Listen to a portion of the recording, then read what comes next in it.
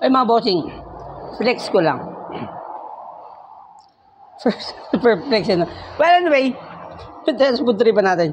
Yan ang kabiling chickenan. Kung saan may tinda ng manok. Dito lang to sa Etiague Isabela. Oo mga bossing.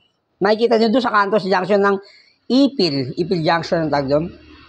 Yun ay ang Annie's Fried Chicken. Napakamura lang ha. 30 pesos yung malalaki, 20 pesos yung mga leeg.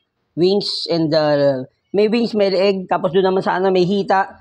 Hita with thigh. Yung malaki sa atin. Nasa loob pa eh. Pero promise malaki. Look at this one. 30 pesos lang yan.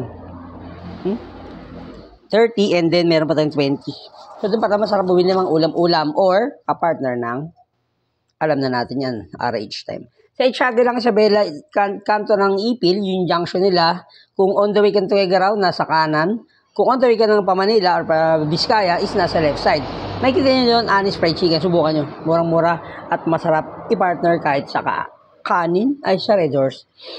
Ay pang gagawin natin, let's rock and roll.